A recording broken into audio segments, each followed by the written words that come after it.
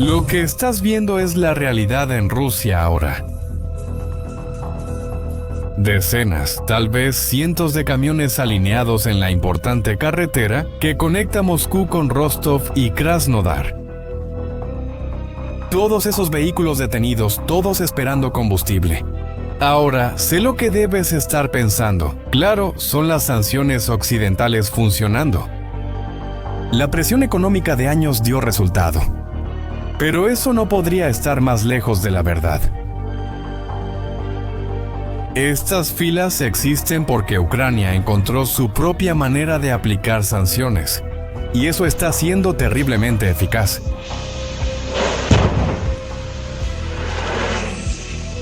La prueba de eso ocurrió el 21 de agosto. En esa madrugada, los ucranianos realizaron un ataque a la refinería de Novochakinsk, la única que funcionaba en toda la región de Rostov. ¿Y qué pasó esa madrugada? Bueno, eso lo cambia todo. Déjame contarte esa historia que... En la madrugada del 21 de agosto, la ciudad de Novochakinsk se despertó con el sonido de 5 explosiones ensordecedoras. La ciudad está a solo 10 kilómetros de la frontera ucraniana.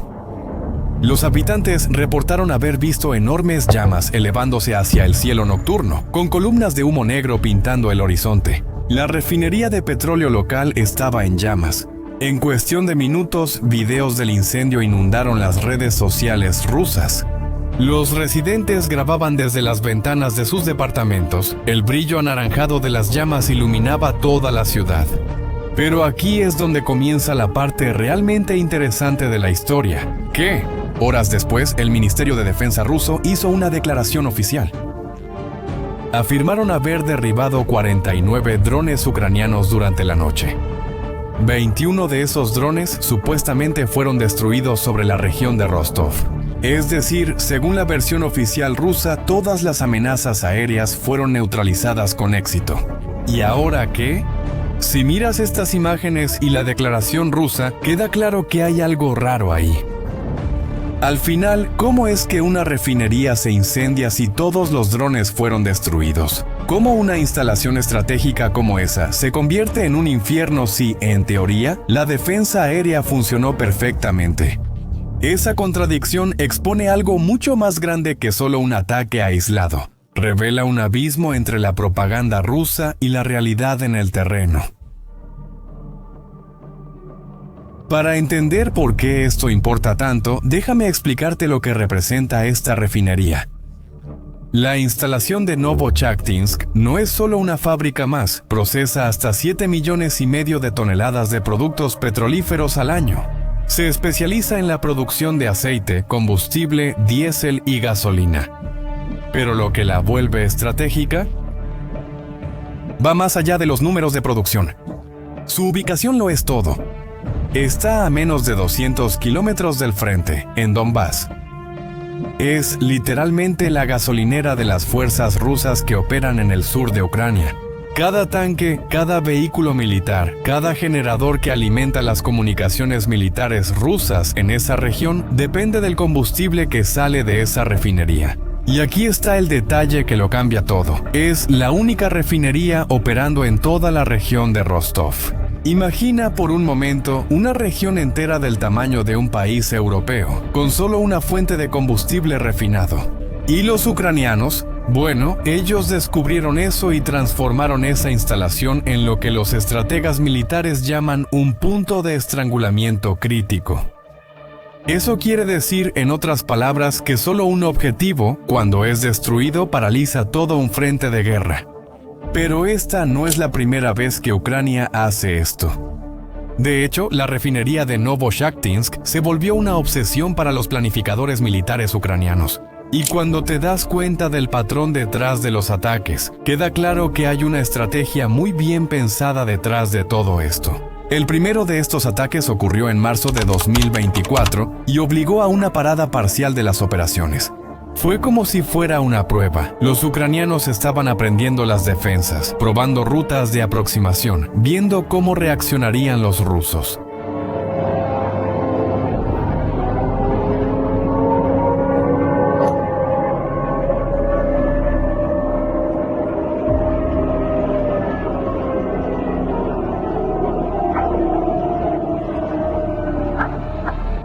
4 meses después, en julio, regresaron con toda su fuerza. El ejército ucraniano afirmó haber destruido 1,5 millones de toneladas de petróleo y productos derivados en ese ataque. $540 millones en combustible se convirtieron en humo en una sola noche. Pero el ataque de diciembre fue diferente.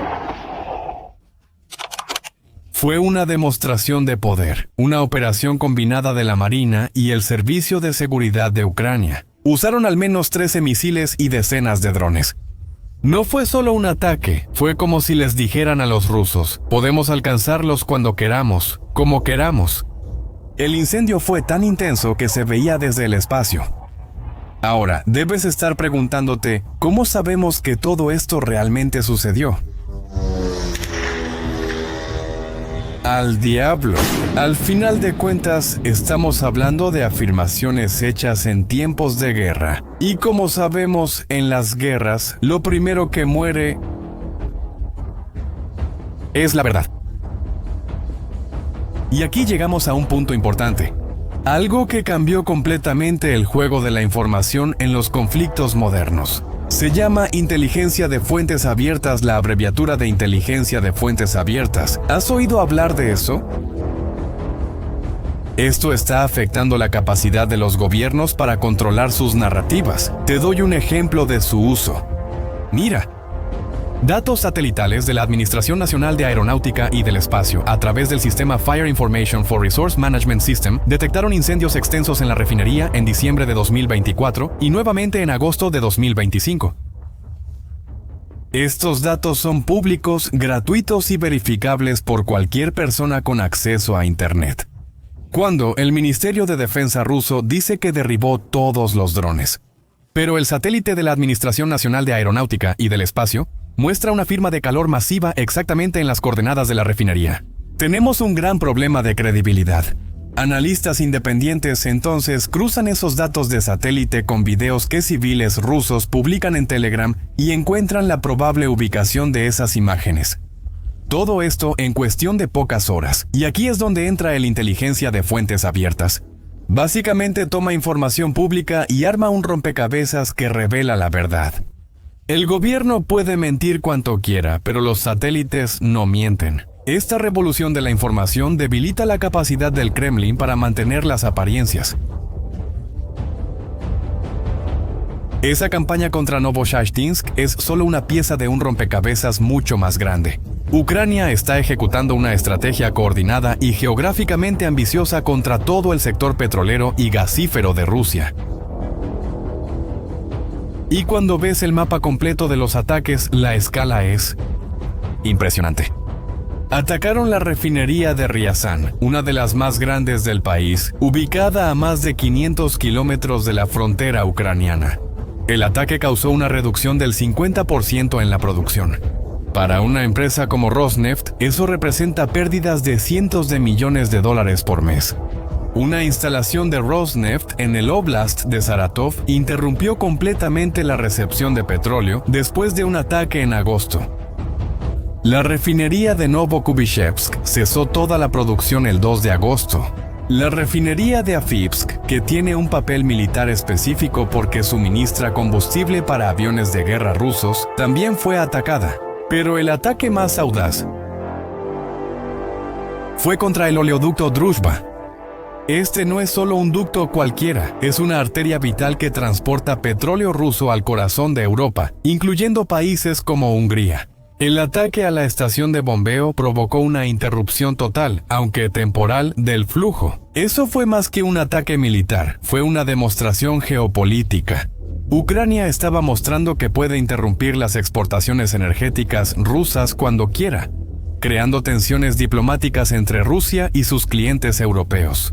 Los números revelan el verdadero impacto de esta campaña. A principios de 2024, fuentes ucranianas afirmaban que el 12% de la capacidad total de refinación de Rusia había sido desactivada.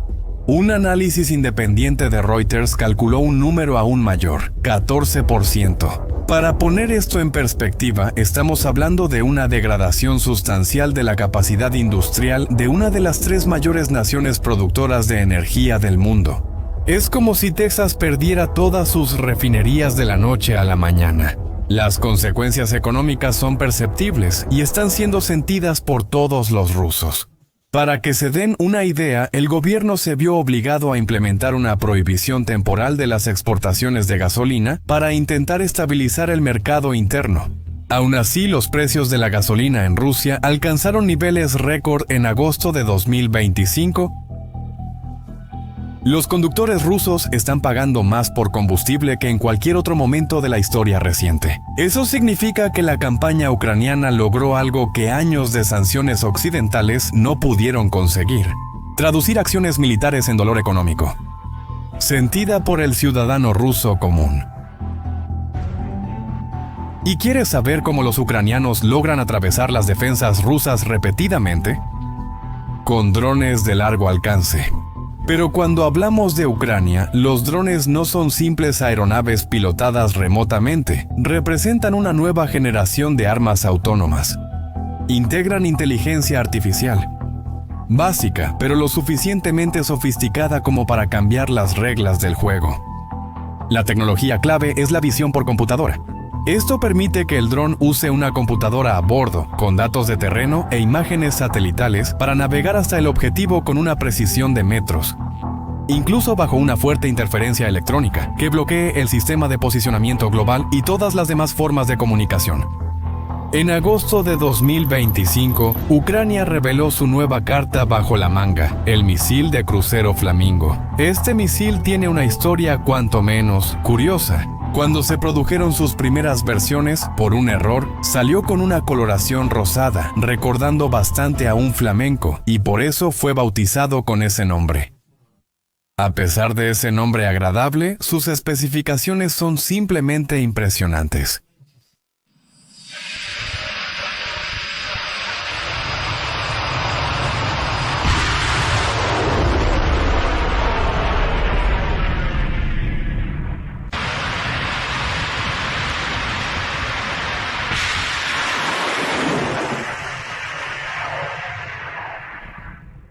Alcance de más de 3.000 kilómetros.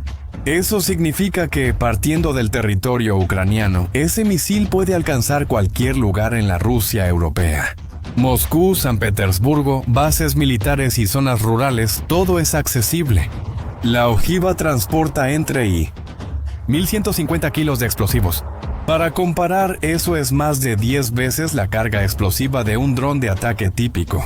Con esta arma, Ucrania obtiene capacidad de destrucción total.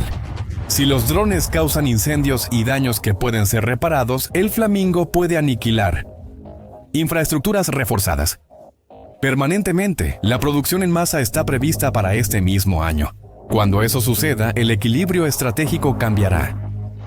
Fundamentalmente, mientras Ucrania innova en el ataque, Rusia está librando una batalla perdida en la defensa. Para que se den una idea, la refinería de Novochaktynsk estaba protegida por sistemas modernos de defensa aérea rusos, incluyendo el Pantsir y el Tor. Estos son sistemas que cuestan millones de dólares, desarrollados específicamente para interceptar amenazas aéreas. Los repetidos ataques exitosos demuestran que toda esa tecnología costosa es inadecuada contra enjambres de drones pequeños, de vuelo bajo y guiados por inteligencia artificial. La situación se volvió tan desesperada que, en agosto de 2025, el presidente Vladimir Putin firmó una orden surrealista. Determinó el entrenamiento de militares y voluntarios civiles para derribar drones usando escopetas de caza de cañón liso. Piensa en eso por un momento. La segunda mayor potencia militar del mundo está ordenando que sus soldados usen armas de caza del siglo XIX para combatir drones del siglo XXI equipado con inteligencia artificial. El contraste no podría ser mayor. Por un lado, Ucrania desarrollando misiles que navegan autónomamente por miles de kilómetros. Por el otro, Rusia, distribuyendo escopetas y esperando que alguien logre acertarle a un dron que vuela a 200 kilómetros por hora. Es un símbolo poderoso de cómo esta guerra está exponiendo las debilidades tecnológicas rusas. La guerra de narrativas revela aún más contradicciones. Las autoridades rusas locales intentan desesperadamente minimizar los daños y mantener una apariencia de normalidad. En Sebastopol, en la Crimea ocupada, el gobernador local llegó al colmo de atribuir explosiones masivas a un ejercicio militar previamente planeado. Esto contradecía directamente el informe del propio Ministerio de Defensa, que admitía un ataque de drones en la península. La reacción de la población local fue inmediata y sarcástica. Comentarios en las redes sociales rusas ridiculizaron la explicación, diciendo cosas como "nos están tratando como idiotas". Como puedes ver con estas verificaciones en tiempo real provenientes de datos públicos, se volvió imposible para el Kremlin mantener su imagen de competencia militar. De que son infalibles, cada mentira queda expuesta en cuestión de horas. Cada exageración sobre defensas aéreas se enfrenta con videos de incendios reales. Y ahora, con la producción en masa del misil Flamingo, prevista para los próximos meses, Ucrania tendrá la capacidad de causar daños mucho más severos en una gama mucho más amplia de objetivos. Ya no estamos hablando solo de refinerías, centros de comando y control, bases navales, aeropuertos militares, instalaciones de investigación de armamento. Todo puede ser un objetivo legítimo. Eso pone a Rusia ante un dilema estratégico imposible. Deberá decidir si retira más sistemas de defensa aérea del frente para proteger su territorio, debilitando sus operaciones ofensivas en Ucrania, o aceptar que sus activos estratégicos seguirán siendo destruidos sistemáticamente. Ninguna de las opciones es buena. Como puedes ver, esta guerra tiene un costo enorme, y ese costo está siendo cobrado directamente a quienes la iniciaron. Ahora dime, ¿qué opinas de esta estrategia de Ucrania? ¿Crees que ellos pueden cambiar el rumbo de este conflicto? Deja tu opinión en los comentarios. Si este contenido te ayudó a entender mejor lo que está pasando en la guerra, compártelo con tus amigos y suscríbete al canal para más análisis como este. Hasta la próxima.